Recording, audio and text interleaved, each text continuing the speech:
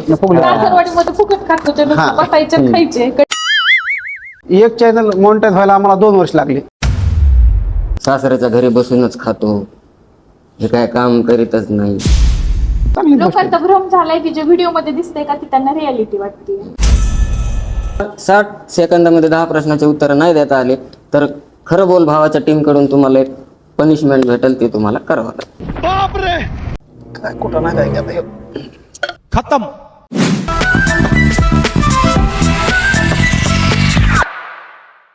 नमस्कार मित्रांनो, स्वागत आहे तुमचं आपल्या पॉडकास्टमध्ये, ज्याचं नाव आहे खरं बोल भावा.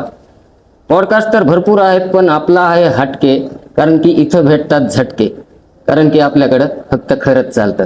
तर आज आपल्या पहिल्याच एपिसोडमध्ये आपल्याला जे गेस्ट भेटलेले आहेत, बीड जिल्ह्यातील एका छोट्या खेड्यातून संपूर्ण महाराष्ट्रभर ओळख निर्माण करणारे लखनभाऊ चव्हाण आणि वैशू वहिनी.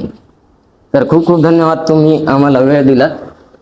तर आपल्या पॉडकास्टमध्ये 3 राऊंड होतील. पहिल्या राऊंडमध्ये सिंपल क्वेश्चन आन्सर, दुसऱ्या राऊंडमध्ये रॅपिड फायर 1 मिनिटात 10 प्रश्नाचे उत्तर द्यायचे, आणि तिसऱ्या राऊंडमध्ये एक छोटासा गेम होईल, ते तुम्हाला वेळेलाच कळेल. तर जास्त वेळ न घालता पहिला प्रश्न विचारतो की सोशल मीडियावर येण्याचं कधी आणि का ठरवलं? सोशल मीडियाचं ते नाही का लॉकडाऊन पडलं होतं, हा, आणि लॉकडाऊन पडल्यावर मी मामाच्या गावाला राहायला गेलो राहणार. ओके. तर मग हिने ते टिकटॉक का काय असतं होतं ते चालू केलं हिनं तिच्या मोबाईल मध्ये, आणि ती व्हिडिओ काढायला लागली डान्सचे, गाण्याचे, आणि तिला काहीतरी 1000 फॉलोअर झाले तयार. हा, मग मी माझ्या मोबाईल मध्ये चालू केलं ते, मी माझे काढायचो कसले वेडे वाकडे काही बी. मला माझे असे डोक्यात पाणी गेलं, 200-300 झालते, तिचे माझ्यापेक्षा जास्त झालते. आमची भांडणं व्हायची, माझे 1200 झाले, मग मी बारीक चेहरा करायचो, माझे 100 झाले, असं चालू व्हायचं. मग आमच्या मामी काय म्हणल्या, तुम्ही दोघं भांडणं करण्यापेक्षा तुम्ही दोघं एकत्र व्हिडिओ काढा ना, त्याचा तुम्हाला फायदा होईल. मग ठीक आहे म्हणलं. मग हिने माझा सहज एक व्हिडिओ काढला, मी असं बसलो होतो आणि ह्या गुंड्या अशा झालत्या माझ्या खाऊ शर्टाच्या बोटनं फुगल्या. कासरवाडीमध्ये फुकट खातो ते नुसतं बसायचे आणि खायचे मग कंटिन्यू. तिने तो व्हिडिओ शूट केला आणि काढला आणि टाकला. तर संध्याकाळपर्यंत त्याला काहीतरी मला वाटतं 300-400 के व्ह्यूज आलते, आणि मला फोन आलेले मित्रांचे, तुझा व्हिडिओ आमच्या ग्रुपमध्ये आलाय, तुझा व्हिडिओ इकडं आलाय, हे स्टेटस ठेवलाय. म्हणजे मला फोन आले. आम्हाला काही कळत नव्हतं की ते काय असते नेमकं, किती के असते, काय असते, या गोष्टी आम्हाला काहीच माहित नव्हत्या.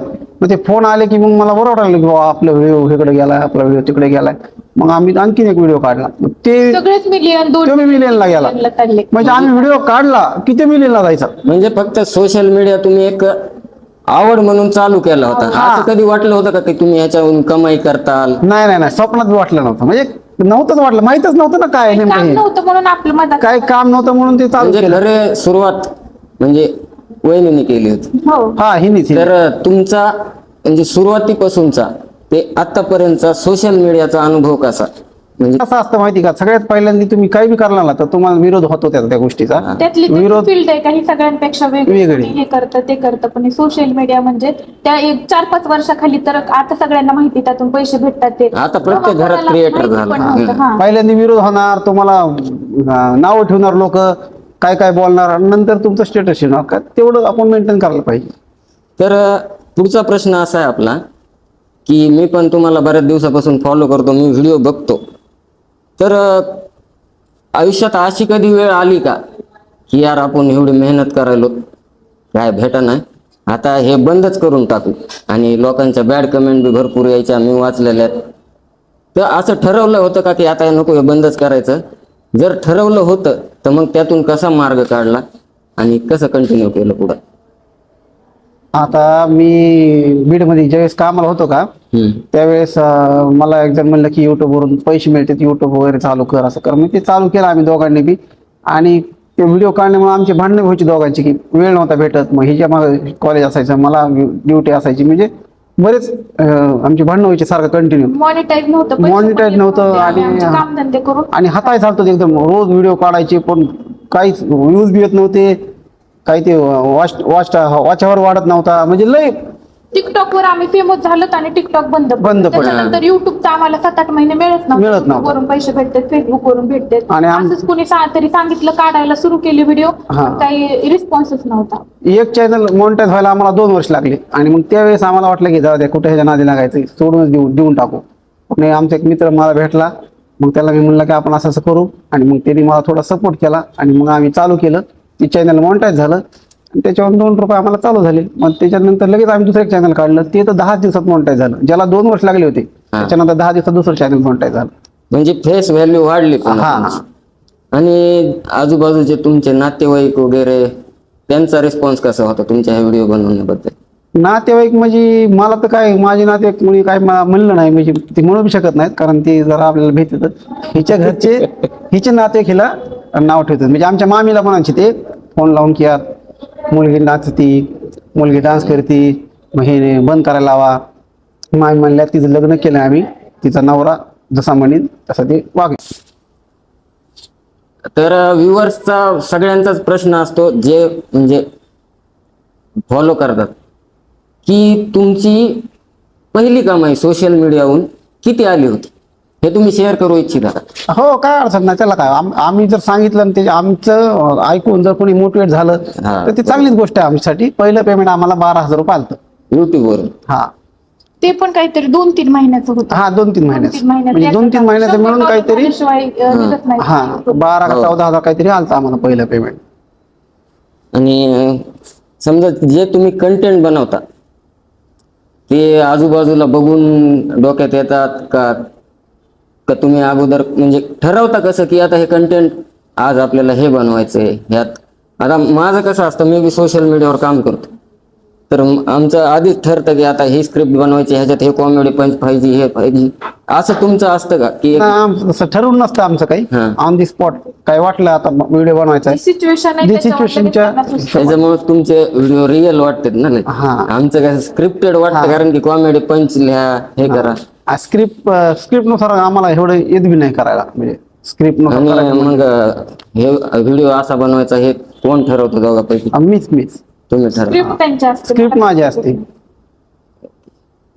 तर पुढचा प्रश्न असा आहे की सोशल मीडियावर काम करताना आता हे लोक जे कमेंट करतात की बाबा हे सासऱ्याच्या घरी बसूनच खातो, हे काय काम करीतच नाही, तर ह्याने तुमचं मन दुखवतच असेल. नाही माझा नाही दुखत, मी बिनला नाही तर मग अशा कमेंटला तुम्ही प्रत्युत्तर काय देता का? नाही, मी ते एक म्हण आहे ऐकलेले मी की हत्ती चले बाजार तो कुत्ते भोके हजार. त्याच्यामुळे ते काही विषय नाही. पहिल्यापासून तर करतच होते कमेंट. आणखीन पण आम्हाला सध्याच्या सिच्युएशनला पण आमचा जर कमेंट बॉक्स ओपन केला ना, प्रत्येक जे आहे का कमेंट त्याच्यामध्ये ऑलमोस्ट शिव्याच आहेत. 100 जर कमेंट आल्या तर 99 शिव्याच आहेत आम्हाला. त्याच्यामुळे कधी चांगली त्यांनी शिव्या दिल्या, आम्हाला माहिती ना आम्ही काय रॉंग करत नाहीये. पण उलट हे हेटर्स लोकच आपल्याला मोठं करत असते, त्यांचं धन्यवाद द्यावं लागेल, कारण ते एवढा वेळ काढून आपल्याला कमेंट करतात. लोकांचा भ्रम झालाय की जे व्हिडिओ मध्ये दिसतंय का ती त्यांना रियालिटी वाटते. बरोबर. म्हणजे आमची ऍक्टिंग एवढी छान आहे की त्यांना रियालिटी वाटते. म्हणजे असं ते कंटेंट वाटतच ना, असं वाटतं की हे चालू होतं आणि हे शूट रिअल केलं. मध्ये हा सासऱ्याला बनवतोय, त्याच्याकडून पैसे काढतोय असं लोकांना वाटतं. मग त्या पप्पाच्या मम्मीच्या काळजीपोटी समजा आम्हाला शिवाय देतात. ज्यावेळेस तुम्ही समजा सोशल मीडियावर नव्हतात तर त्यावेळेस उदरनिर्वाह करण्यासाठी काय काम वगैरे तुमची कशी लाईफ होती, काय आपल्या व्ह्युअर्सला शेअर करा. मी म्हणजे लग्न झालं तर माझं, त्याच्यानंतर आम्ही बीडला राहण्यासाठी आलतो तिथं, आणि मी इथं बस स्टँडच्या तिथं माझ्या मित्राचं एक शॉप आहे, तर मी कामाला होतो. 9,000 रुपये पगार होता माझे. 2-2.5 वर्ष तिथं काम केलं मी. म्हणजे सोशल मीडियाने तुमची लाईफ भरपूर बदलली. हो, भयानक आहे. आता मी बघितलं, आता तुमचं स्वतःचं घर झालं, हो. हे झालं. आणि मग सोशल मीडियाच्या आधी तुमचं घर स्वतःचं नव्हतं का? नव्हतं. किराणे वगैरे मध्ये राहायचं. आणि आता समजा तुम्हाला इंस्टाग्रामवर, फेसबुकवर जे प्रमोशन भेटते, तर त्याच्यासाठी तुम्ही काय स्पेशल मॅनेजर वगैरे ठेवलेलं आहे का? सगळं तुम्ही तुमचं? आम्हीच बघतो सगळं. तर आता सगळ्यात शेवटचा प्रश्न आपला थोडासा आत्ता विचारला तसाच आहे. पूर्ण महिन्याची सोशल मीडियाची YouTube, Facebook, Instagram, promotion, collaboration, बाकी तुम्ही अजून काय ब्रँडचं वहिनी करत असतात, हा ह्या सगळ्यांची मिळून तुमची कमाई प्रत्येक महिन्याला किती होते? कमाई तर कोणी सांगत नाही बरं का, पण चला मी पण एक सांगतो. आकडा असा की मंथली चेंज असते ते हा तुम्हाला मंथली चेंज आहे, पण कमी जास्त होतंय, म्हणजे की पण बाबा महिन्याला एखादा आयफोन घेऊ शकतो आपण, ओके, महिन्याला एखादा iPhone एखादा घेऊ शकतो. आयफोन आरामात घेऊ शकतो. महाग 5-6 महिन्याखाली 2-3 आयफोन घेऊ शकत घेऊ होते. शकतो, आता बरोबर कमी झालंय. हा, नाही आता ते वरचीवर क्रिएटर जास्त होईल, त्याच्यामुळं फेसबुक, युट्यूब कंपनीने समजा डाऊन केलं. रेव्हेन्यू बी कमी भेटायला पहिल्यापेक्षा.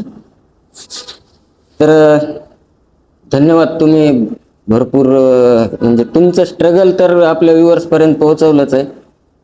आता तुम्ही म्हणजे जे नवीन क्रिएटर आहेत त्यांना काय मेसेज देऊ इच्छिता, की बाबा समजा कुणीतरी नवीन चालू केलंय आता, की त्यांनी जीवनात तुमच्यासारखंच सक्सेस व्हावं. आता आज तुमचे जवळपास इंस्टाग्रामवर 6 लाखापेक्षा जास्त फॉलोअर आहेत, फेसबुकवर 1.23 मिलियनच्या आसपास फॉलोअर आहेत, युट्यूबवर 1 मिलियन प्लस सबस्क्रायबर आहेत.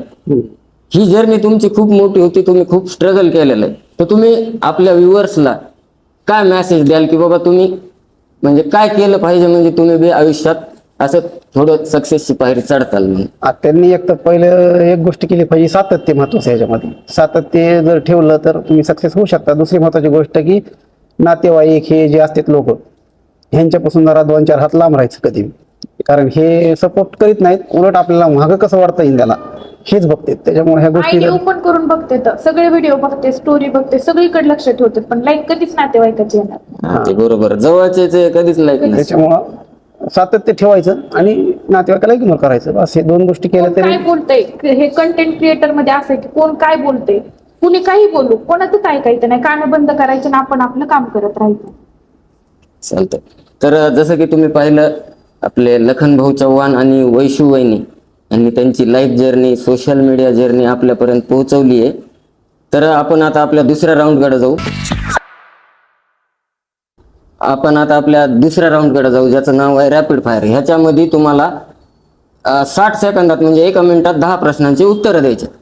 आणि जर तुम्हाला 60 सेकंदामध्ये 10 प्रश्नाचे उत्तर नाही देता आले तर खरं बोल भावाच्या टीम कडून तुम्हाला एक पनिशमेंट भेटेल, ते तुम्हाला करावं लागेल. फटाफट तर रेडी, सुरुवात करायची, स्टार्ट.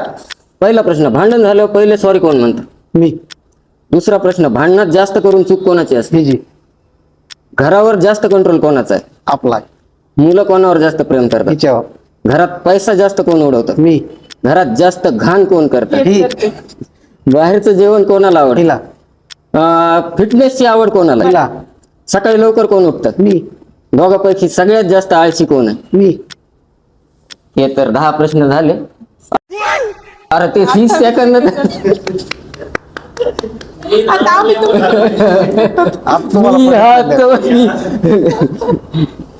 ओके, तर रॅपिड फायर आपला 30 सेकंदातच संपलाय.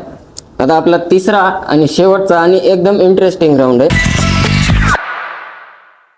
तर आता आपण वळू आपल्या तिसऱ्या राऊंडकडे. तिसरा राऊंड जसं की मी सुरुवातीला तुम्हाला सांगितलं होतं की एक छोटासा गेम आहे, एक इंटरेस्टिंग गेम आहे. आता आपल्याकडे एक छोटासा बॉक्स येईल, त्यात 6 चिठ्ठ्या आहेत. तर त्यात बारी बारी तुम्हाला एक एक चिठ्ठी काढायची. त्या चिठ्ठीमध्ये जे टास्क करायला येईल ते तुम्हाला करायचं. असं तुम्ही एक छोटंसं- चिठ्ठी काढा ना, आम्ही 1 मिनिटाच्या ऐवजी 30 सेकंदात उत्तर दिले म्हणल्या तुम्हाला पण पनिशमेंट तुम्हाला पाहिजे ना. तुम्ही बी एक चिठ्ठी काढा त्यातली मग. तुम्हाला जे येईल तुम्हाला ते करावं लागेल. हा बरं, अतिथी देवो भव म्हणतात तसं, बरं पाहुणे देवासारखे असतात. तर तुमच्या म्हणण्यानुसार मी पण चिठ्ठी काढेल, मी पण या गेम मध्ये इन्व्हॉल्व. हा. रेडी? इकडे काय यात आता चिठ्ठ्या आहेत 6. तर आपण एक एक चिठ्ठी काढणार. चालतं. पहिले ladies first. No no, Ladies gents first. First. कुठं पण लेडीज आहे आता, जेंट्स फर्स्ट. तर एक चिठ्ठी काढा आणि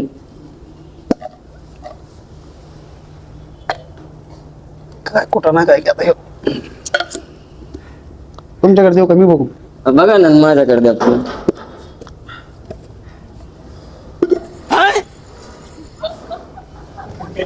परफेक्ट ठग स्टोरी. ठग स्टोरी म्हणजे आता थोडक्यात सांगतो तुम्हाला करायचंय का. ठग स्टोरी म्हणजे तुम्हाला असा अनुभव शेअर करायचा आहे उदाहरणार्थ समजा तुम्ही सोशल मीडियाच्या आधी तुम्हाला कोणीच ओळखीत नव्हतं, पण ज्यावेळेस आता तुम्ही फेमस झालात आता तो माणूस तुमच्या मागे लागला. हा. बदलामुळं एखादा अनुभव असा रिअल वाला. नाही हे रिअलच अनुभव आहे. आमच्या म्हणजे गल्लीमध्ये काय व्हायचं, सगळ्यात टुकार म्हणजे मी होतो. हा. आणि त्यांच्या ज्या आई वडील आहेत त्या माझ्या मित्राचे, ते म्हणायचे ह्यासोबत राहू नको. कंटिन्यू म्हणायचे काय राहतो ह्यासोबत राहू नको. अक्षरशः त्यांना हानमार करायची पोरायला, हा. माझ्यासोबत न राहून दे म्हणजे राहू नको म्हणायचे. आणि आता मध्ये बघ त्यासारखं होऊन जरा हे असं. ओके, मस्त ठग लाईफ होती. आता वहिनीची बारी. आता ती चिठ्ठी ठेवून दिली इकडे आपण. मला वाटतं तुमचीच काढा आहे का आता अगोदर? मग ह्याची माझी. काढू. नाही, गेस्ट आहे, बरं, हा, गेस्ट ठीक. अतिथी देव भव. हा ते तिथे पण ऐका ना मग थोडं.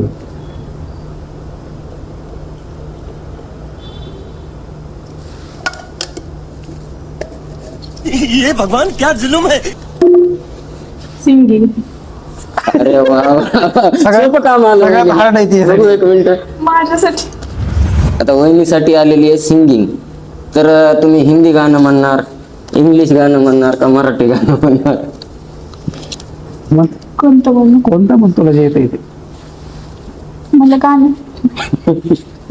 कोणतं म्हणा, म्हणायचीच ना, कविता म्हणा. लग्न झाल्यावर ते भेटतोय तुम्ही ने मेरी जिंदगी खराब कर दी है म्हणते आता.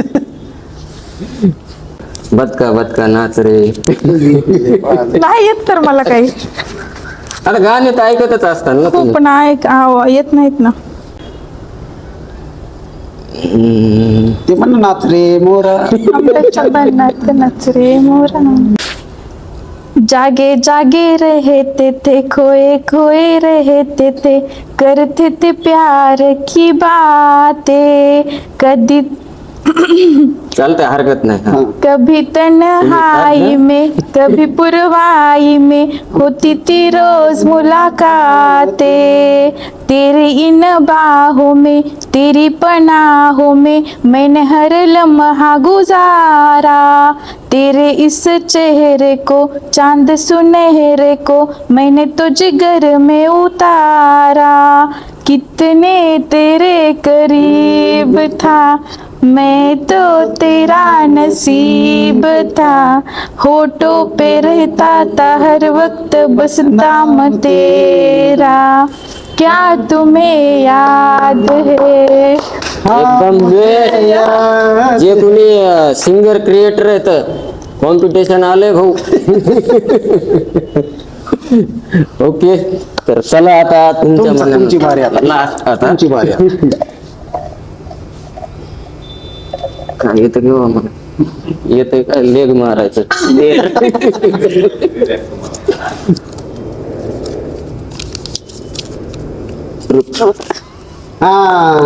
हे झालंय फ्रूट मित्रांनो. आता गुणींची काय हे आपल्याला जीवनातली एक सत्य घटना सांगणार आहे. हा आता सत्य तर लय मोठं घडलेलं आहे, सांगू काय? काही सांगा तुम्हाला जे सांगायचं. हा, तर सत्य सांगायचं म्हणलं तुम्हाला तर मी ज्यावेळेस कॉलेज लाईफ होती माझी, मी कॉलेजमध्ये जायचो. कधी असं मला काय ॲक्टिंग बॅकग्राऊंड नव्हतं, काय नव्हतं, फक्त आवड होती ॲक्टिंगची. तर सुरुवातीला आम्ही मोबाईलवर एक पिक्चर काढला होता आणि मला पिक्चर बघायचा लय नाद होता.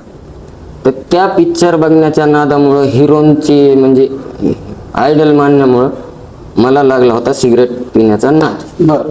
म्हणजे हे गोष्टी मी कधी शेअर केल्या नाहीत कोणापर्यंत. आता हे माझ्या बायकोला सुद्धा माहित नाही की मी सिगरेट पित होतो, हा पण मी आज हे सोशल मीडियावर शेअर करायला लागलो. बघा वहिनी बघा हे.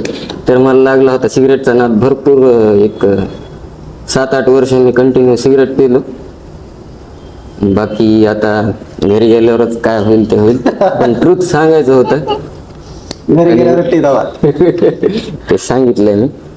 तर ओके, तर इथंच आपला तिसरा राऊंड पण संपतोय, मजेदार राऊंड. तर धन्यवाद लखन भाऊ, वैशुताई, तुम्ही आम्हाला वेळ दिला. आमच्या पहिल्याच एपिसोडमध्ये तुम्ही आम्हाला गेस्ट म्हणून लाभले. खूप मजा आली तुमच्यासोबत गप्पा मारण्यामध्ये. वेळेचं बंधन असल्यामुळे इथं थांबतोय आपण. बोलण्यासारखं भरपूर काही आहे, पण असंच कधी पुन्हा भेटला चान्स तर आणखी एक पॉडकास्ट करू आपण. ज्यावेळेस करू. करू. आमचा स्वतःचा स्टुडिओ असेल त्यावेळेस नक्की आपण भेटू. तर परत एकदा धन्यवाद. पब्लिक, आपला पॉडकास्ट कसा वाटला कमेंट करायला विसरू नका. आपला पॉडकास्ट जास्तीत जास्त शेअर करा आणि आपल्या मराठमोळ्या जोडीची ही जी स्टोरी आहे, एक छोट्याशा खेड्यातून येऊन संपूर्ण महाराष्ट्रभरात आज ओळख निर्माण केली आहे. तर कमेंटमध्ये नक्की सांगा कसा वाटला. लवकरच भेटू आपल्या पुढच्या एपिसोडमध्ये नवीन गेस्टसोबत. चॅनलला सबस्क्राईब करायला विसरू नका. भेटू लवकरच आपल्या पॉडकास्टमध्ये ज्याचं नाव आहे खरं बोल भावा, sponsored by top way solar. भेटू नंतर. तोपर्यंत खरं बोल भावा.